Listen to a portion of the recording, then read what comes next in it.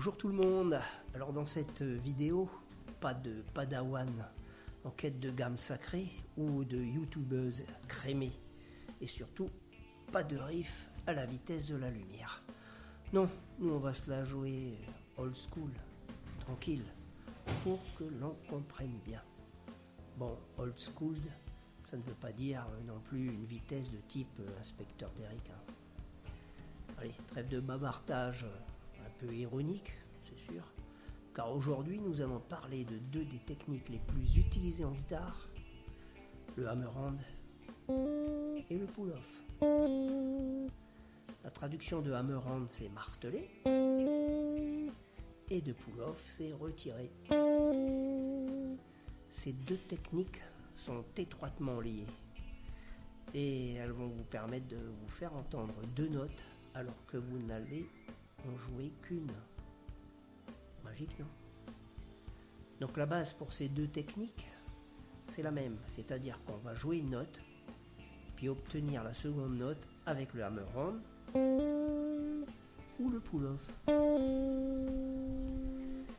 Le hammer-hand permet d'obtenir sur la même corde une note plus haute d'un ton ou d'un ton et demi.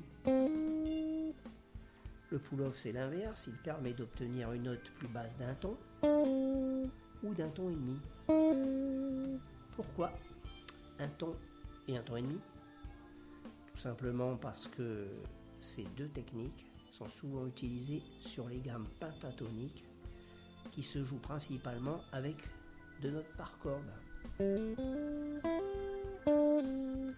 Ces exercices vont être effectués sur la penta mineure de La et plus précisément sur la 5e et la 7e case de la corde de Sol. Et je vais utiliser mon index et mon annulaire. Allez, mettons cela en pratique sur la guitare. Pour le hammer-hand, comme je dois obtenir une note plus aiguë, je vais utiliser mon index pour jouer la première note, puis mon annulaire pour la seconde. Je vais donc jouer ma note 5e case corde de Sol, puis venir frapper la seconde note 7e case, même corde bien évidemment, comme ceci. Je joue, je frappe. Il faut faire cela avec de la force, sinon votre seconde note risque d'avoir un volume moins important que la première et donc ne pas être suffisamment entendue. Il faut donc s'appliquer sur la frappe pour qu'elle ne soit ni trop forte ni trop faible. Et donc s'entraîner. Bah ouais. Et je vous rassure, sur cette technique de hammer-hand, on obtient des résultats assez rapidement, vous verrez.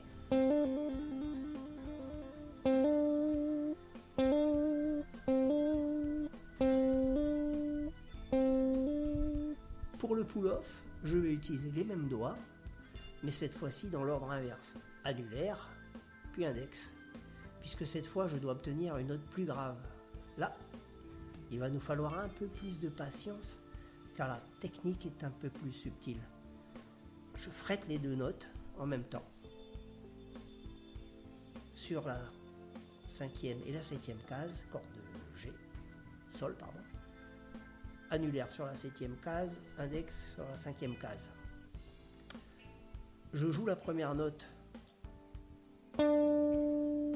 et je lâche. C'est là où c'est subtil, c'est que au lieu de la lâcher simplement,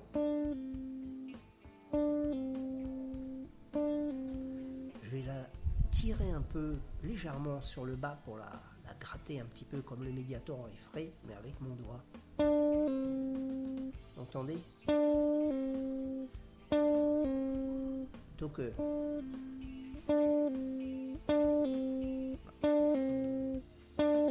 travaillez lentement. Puis lorsque vous serez un peu plus à l'aise, combinez les deux.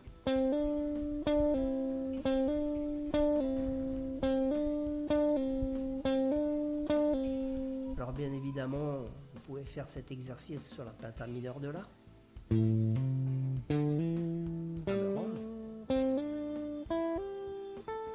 Et pull-off.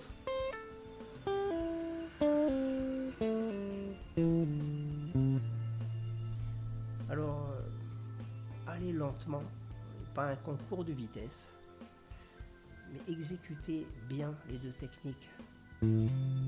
Qu'on entende bien toutes les notes.